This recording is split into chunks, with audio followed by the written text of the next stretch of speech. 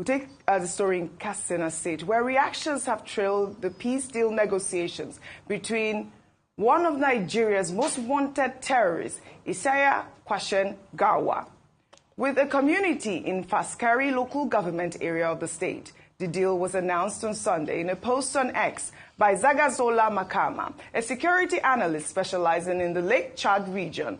In the post, Makama explains that for a long time, the terrorists had been linked to kidnappings, killings, and raids across forest areas in Katsina, as well as neighboring states. Reactions to the story have been divided. While some see the development as a chance to restore calm in long-troubled communities, others question the sincerity of the bandit leader, recalling the atrocities attributed to his group. I mean, look at this man out there holding a rifle. He's out there, Rufai, and meeting with community members. And this is the sort of conversations we're having right now in Nigeria. I'll take the reactions trailing this story. This is from an ex-user, wrote on X.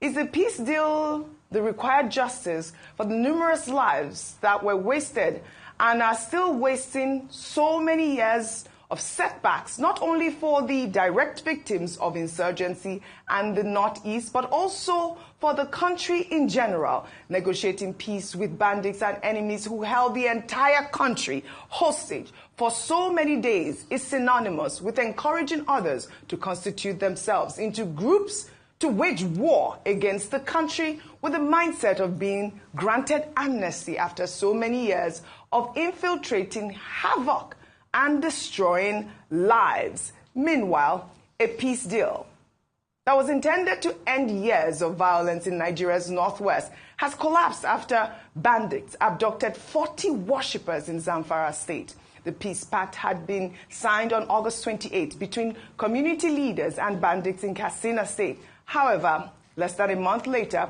gunmen attacked a mosque in Gidantobe village in Safe local council and abducted dozens of worshippers during morning prayers on Monday. Despite the setback, the Katsina state government is saying they support community-driven pacts with repentant terrorists, but maintain a policy of zero negotiation. What sort of contradiction is that?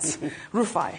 So when you see a society that the oppressors are beginning to have a very free reign, and the people that the government ought to protect, the government can't protect them, so they try to look for deals with their oppressors.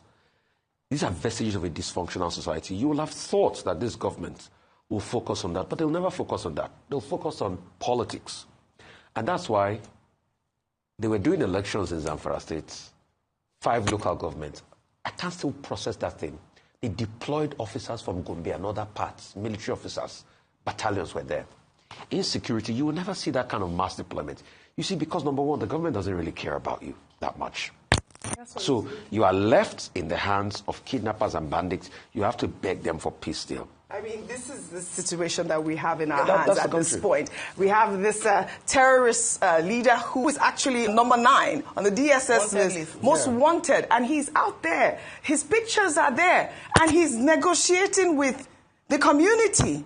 It is unfortunate. It is unfortunate. We have a picture of the man bandit there. Was given chieftaincy title. Chieftaincy title. And government officials were invited to the ceremony, and they attended it. Is it not the same country where they were giving bandits wives? One state was organizing women for them. That if they got married, they would be...